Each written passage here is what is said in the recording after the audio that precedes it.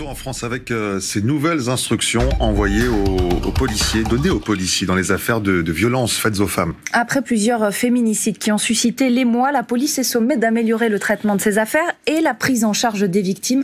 Voyez les explications de Claire Giroux. Chahinez, 31 ans, brûlée vive par son ex-conjoint à Mérignac en Gironde. C'était le 7 mai dernier. 2 semaines plus tard, le 23 mai, Stéphanie, 22 ans, est tuée par son compagnon à Hayange, en Moselle. 2 féminicides, 2 drames qui ont mis en lumière de possibles carences dans le suivi des conjoints violents. Elle avait porté plainte pour des menaces de mort. Oui, c'était connu, mais ils n'ont pas fait le rapprochement. Donc après, c'est à eux de faire le rapprochement. Certes, elle a autorisé cette surveillance chez elle, mais ils auraient dû percer plus loin, ils auraient dû chercher le fond du problème. Cette semaine, une note interne a été adressée aux policiers. Elle émane du directeur central de la sécurité publique, Jean-Marie Salanova.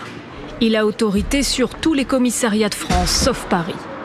Dans ce document, le haut fonctionnaire réclame le recensement immédiat des dossiers de violences conjugales et demande de résorber sans délai le stock des dossiers en cours.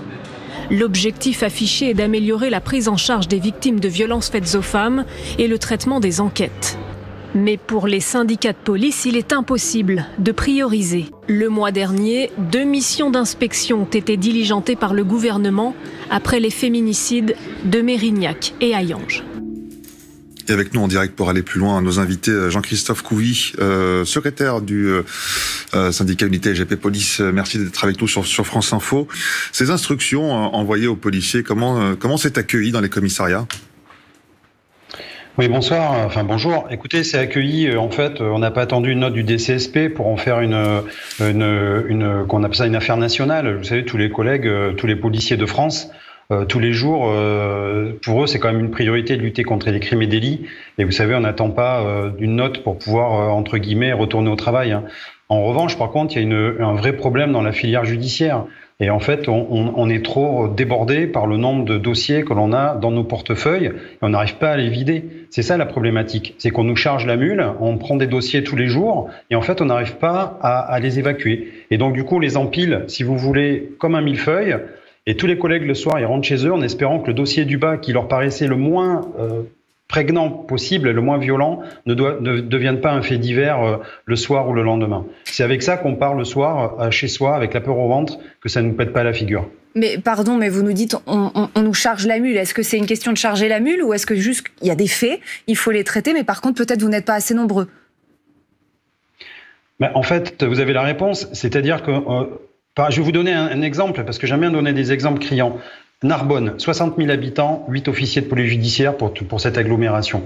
La semaine dernière, on a fait un focus sur Hayange. Le poste d'Hayange, c'est ce que j'ai expliqué, il y avait 6 titulaires, dont seulement 2 officiers de police judiciaire. Ils avaient 1700 procédures à évacuer, ils en ont encore 700 sur les bras. Comment voulez-vous que, humainement, on puisse traiter toutes les affaires en temps réel? C'est impossible, c'est de la science-fiction. Donc nous, on essaie tous les jours de faire au mieux. Et des fois, effectivement, il peut y avoir des ratés, il peut y avoir des trous dans la raquette. Nous sommes juste des humains.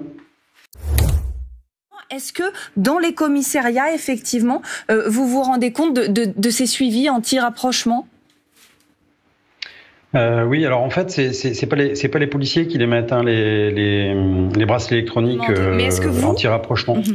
Mais est-ce que vous devez gérer justement les personnes qui ont les bracelets anti-rapprochement ? Forcément, dès lors qu'il y a une urgence et que le bracelet émet des signes que la personne se rapproche de la future victime, bien sûr qu'on intervient tout de suite et qu'on essaie de prendre la mesure du possible, d'arriver en patrouille et de faire un flag et d'intervenir. Après, les derniers événements, vous avez bien vu que les bracelets anti-rapprochement ne fonctionnaient pas. C'était d'ailleurs pas des bracelets anti-rapprochement, mais plutôt des bracelets électroniques classiques. Et en fait, dans l'esprit des gens, le bracelet électronique, on a l'impression que c'est géolocalisable, ça n'est pas du tout.